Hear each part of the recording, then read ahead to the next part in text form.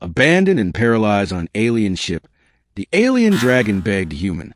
Beginning, the hum of alien machinery was the only sound Marcus Hale could hear when he woke. His eyelids were heavy, his body heavier still, as though he had been strapped beneath the weight of a star. Slowly, his mind sharpened. Metal walls stretched above him, faintly glowing with pulsating veins of blue light. The air smelled of ozone and something reptilian, like scales warmed by the sun. When Marcus tried to sit up, his limbs did not respond. Panic surged. His chest heaved, but his arms and legs were dead weights. He could feel the chill of the platform beneath his back, but his body refused his commands. "I'm paralyzed," he whispered, voice hoarse. He was no stranger to spacefaring accidents. As a xenobiologist contracted by the Terran Science Coalition, Marcus had seen a shared disaster aboard alien craft. Oxygen leaks, navigation errors, hostile fauna breaching research stations. But this was different. He wasn't on his own ship. The walls, the light, the strange resonance humming through his bones. They all screamed alien. And then he heard it. A rasping, guttural breath echoed from the shadows beyond the light. Something massive shifted, claws scraping metal. Two eyes, molten gold in the dimness, fixed on him. An alien dragon. The creature stepped into view, scales shimmering with iridescent green and black, wings folded close against its sides. Its body was long, serpentine, yet powerfully muscled. The sight should have filled Marcus with terror, but instead, what he saw in its eyes was desperation. Uman. The dragon's voice echoed directly into his mind, bypassing sound. It wasn't words exactly, but a translation his brain pieced together. "Help me?" Marcus blinked. "You can speak?" The dragon lowered its massive head until its fang maw hovered inches from Marcus. "Speak? No. Beg? Yes. My people abandon me here. My body fails, as yours does. If you do not help, both of us will die on this drifting grave." The dragon's wings trembled, and Marcus noticed one of them hung at a broken angle. Blood, a dark violet liquid, had dried along its talons. It wasn't just Marcus who was paralyzed by circumstance. The dragon was trapped too. Middle. Marcus struggled to make sense of the situation. His paralysis left him feeling helpless. Yet the dragon's plea stirred something within him. He had studied hundreds of alien life forms, but never one that admitted weakness. Never one that begged. "What happened to you?" Marcus croaked. The dragon's voice shuddered through his skull. "My kin call us Shrike. Warriors. We are bred for conquest, but I defied them. When I would not burn a colony of innocents, they called me traitor. They left me aboard the ship, wings broken, systems failing. I cannot move without agony. I cannot fly. They left me to die. And me?" Marcus asked, "Why am I here?" The dragon's golden eyes dimmed. "Collateral. You were captured in their raids, a specimen for study. They cast you aside when they abandoned me. We are both discarded." A grim silence settled between them. Marcus's mind raced. His body was immobile, but his thoughts remained sharp. He remembered training modules. Neural shock injuries could cause temporary paralysis. Perhaps the alien ship's stasis pods had misfired. If so, recovery might be possible with external stimulation. But first, he needed to know what the dragon wanted from him. "You asked for my help," Marcus said slowly. "What can I possibly do? I can't move." The dragon exhaled a smoky breath, the heat brushing Marcus's face. "There's a core, a living engine that powers this vessel. It is dying.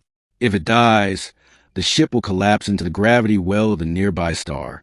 You must reach it, awaken it. In turn, it will heal you and me." Marcus's frustration spiked. "I told you, I can't even lift a finger."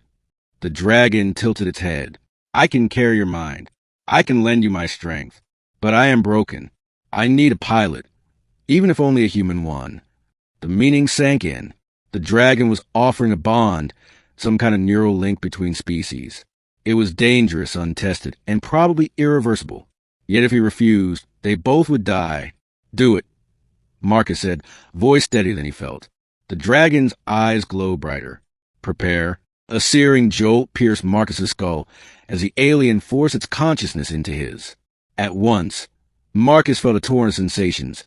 wind under wings, the heat of fire swirling in the throat, the crushing weight of betrayal. His own fear was swallowed by an ocean of draconic emotion. When Marcus opened his eyes again, the world was sharper. His body still lay motionless on the platform, but through the dragon's senses he could move. He flexed talons, spread massive wings, roared with a voice that rattled the chamber walls. He was inside the dragon. Together, the dragon whispered in his mind, "We survive."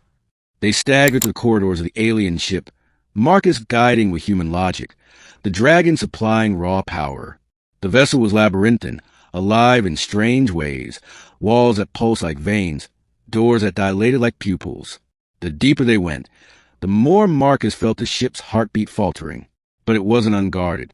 Automated defense drones emerged from alcoves, spindly machines with glowing red eyes and plasma cutters for arms. Marcus, inhabiting the dragon's body, reacted instinctively. Wings swept out, knocking 2 drones into the walls with bone-shattering force. He exhaled a cone of flame that melted another into slag. Yet every movement sent waves of pain to the dragon's broken wing. Marcus gritted his teeth, sharing the creature's agony, but pressed forward.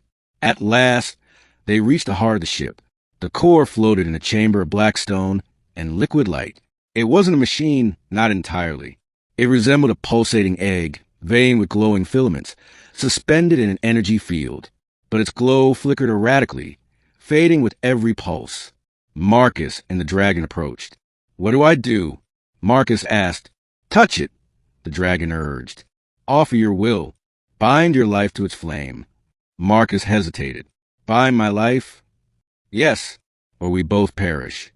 Summoning every ounce of courage, Marcus extended one talon, his talon, and touched the core. Light exploded. In an instant, Marcus was somewhere else. Floating in a void of stars, his body, his human body, stood tall again, no longer paralyzed. Opposite him appeared the dragon, radiant and whole, wings unbroken.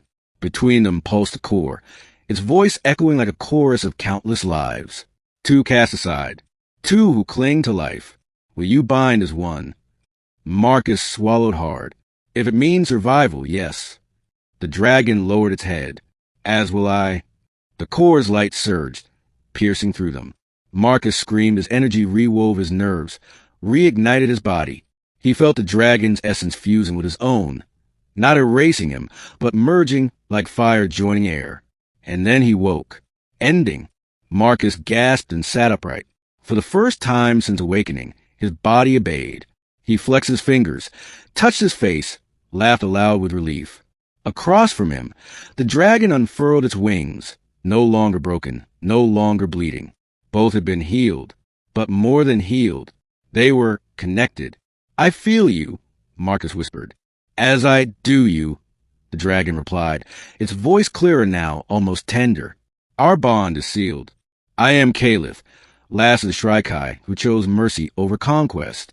And you, Marcus Hale, are no longer merely human. You are my other half." The ship groaned, but its heartbeat steadied.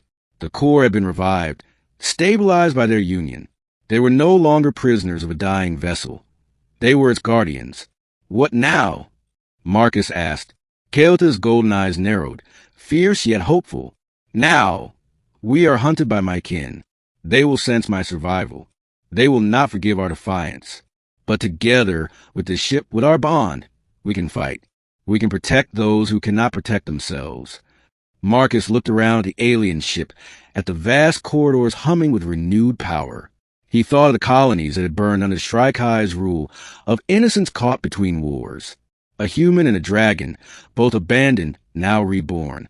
Perhaps they could tip the scales. He stood, strength flowing through him. Caliph lowered his head so Marcus could place a hand against the scales.